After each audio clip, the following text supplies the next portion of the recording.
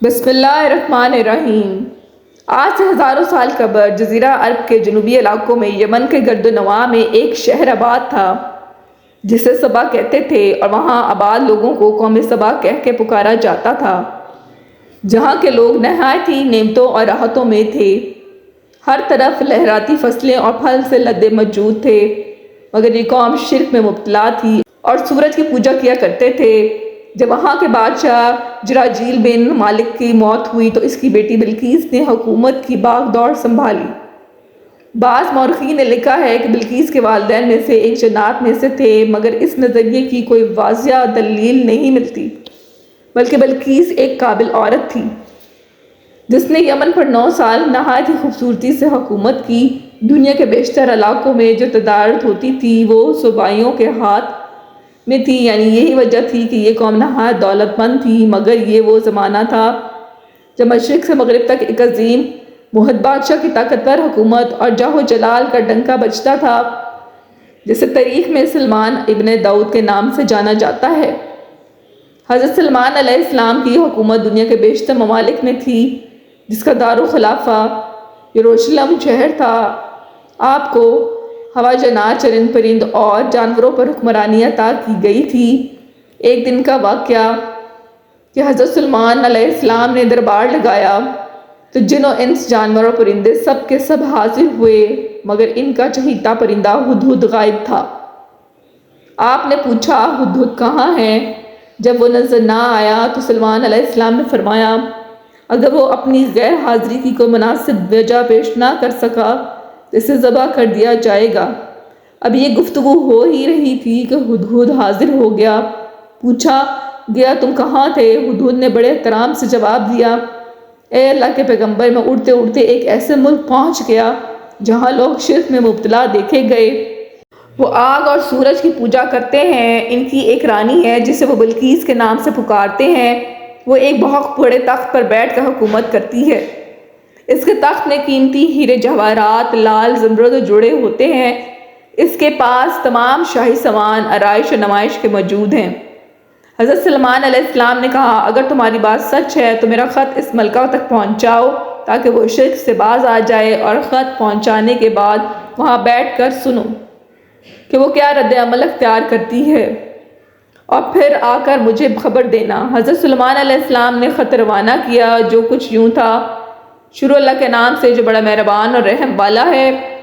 یہ عزت والا خط سلمان ابن داؤد کی جانب سے ملکہ بلسبا بلقیس کی طرف سے ہے، جو ہدایت کی پیروی کرے۔ اس کے لیے سلامتی ہے، مجھ پر غلبے کی خواہش نہ کرو، میرے مقابلے میں سرکشی اختیار نہ کرو، بلکہ فرما بردار اور امتی ہو کر میرے پاس آ جاؤ۔ یہ خط دراصل ملکہ سبا اور اس کی قوم کی طرف دعوت اسلام تھا۔ ہدہد نے یہ خط لے کر جا کر ملکہ بلقیس کی گود میں گرا دیا۔ ملکہ کے دربار میں اس وقت 300 کے قریب سردار بیٹھے تھے۔ انہوں نے جب یہ خط پڑھا تو طیش میں آ گئے اور کہا کہ یہ ہماری توہین ہے، ہمیں اس کا سخت جواب دینا چاہیے۔ مگر ملکہ بہت سمجھدار تھی، اس نے انہیں سمجھایا کہ خط سے پتہ چل رہا ہے کہ کوئی عام شخص نہیں، خدا کا کوئی پیغمبر ہے، لہٰذا ہمیں حکمت سے کام لینا چاہیے۔ اس نے کہا کہ میں حضرت سلمان علیہ السلام کی طرف ایک تحفہ بھیجتی ہوں، اگر انہوں نے قبول کر لیا تو وہ بادشاہ ہے، میں اس سے جنگ کروں گی، لیکن اگر انہوں نے تحفہ قبول نہ کیا تو میں اس کی پیروی کروں گی، کیونکہ وہ نبی ہیں۔ ہدہد یہ ساری گفتگو سن رہا تھا۔ اس نے آ کر حضرت سلمان علیہ السلام کو ساری بات بتا دی۔ حضرت سلمان علیہ السلام نے جنات کو حکم دیا کہ شہر میں داخل ہونے والے راستے پر سونے چاندی کی اینٹوں کا فرش بچھا دیا جائے۔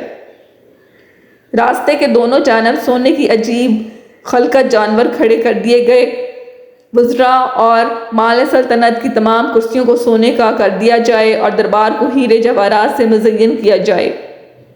ادھر بلقیس نے حضرت سلمان علیہ السلام کے لیے تحائف روانہ کیے، جن میں سونے کی اینٹیں اور جواہرات، غلام، کنیزیں اور ملکہ کا ایک خط بھی تھا۔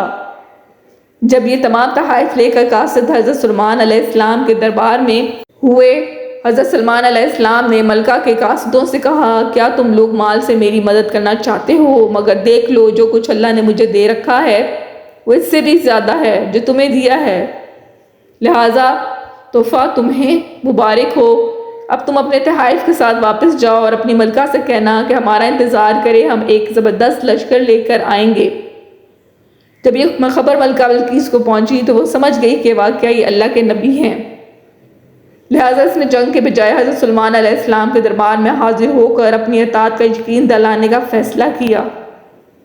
جب حضرت سلیمان علیہ السلام تک یہ پیغام پہنچا تو آپ نے اپنے درباریوں سے کہا، تم میں سے کون ہے جو ان کے مطیع ہو کر آنے سے پہلے ملکہ کا تخت میرے پاس اٹھا لائے؟ ایک دیو ہیکل جن نے کہا، آپ کے دربار کو برخاست کرنے سے پہلے میں اسے لا سکتا ہوں، میں اس کام کی پوری قوت رکھتا ہوں اور امانت دار بھی ہوں۔ پھر ایک اور شخص جس کے پاس کتاب کا علم تھا، اس نے کہا، میں یہ تخت آپ کو پلک جھپکنے سے قبل ہی لا دوں گا۔ پھر حضرت سلیمان علیہ السلام نے اس تخت کو اپنے پاس رکھا ہوا دیکھا تو پکار اٹھے، یہ میرے پروردگار کا فضل ہے تاکہ وہ مجھے آزمائیں کہ میں شکر کرتا ہوں یا ناشکری، اور جو شکر کرتا ہے تو اس کا شکر اس کے اپنے بندے کے لیے ہی فائدہ مند ہے، اور اگر کوئی ناشکری کرے تو میرا پروردگار بے نیاز ہے اور اپنی ذات میں بزرگ و برتر ہے۔ مفسرین کے مطابق وہ شخص حضرت سلیمان علیہ السلام کا کوئی دوست تھا جس کا نام اسود ابن برخیہ بتایا جاتا ہے۔ عباس نے لکھا ہے کہ وہ آپ کا خالہ زاد بھائی تھا۔ کہا جاتا ہے کہ اس تخت کی لمبائی 80 ہاتھ، عرض 40 ہاتھ اور اونچائی 30 ہاتھ تھی۔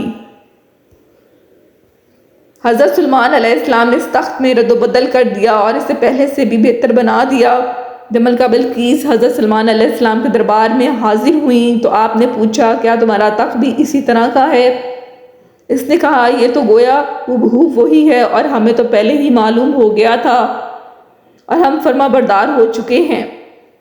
بلقیس کے آنے سے پہلے حضرت سلیمان علیہ السلام نے ایسی عمارت بنانے کا حکم دیا جس کا فرش سیسے کا ہو، نیچے پانی جاری ہو، پانی میں مچھلیاں اور دوسرے آبی جانور ہوں۔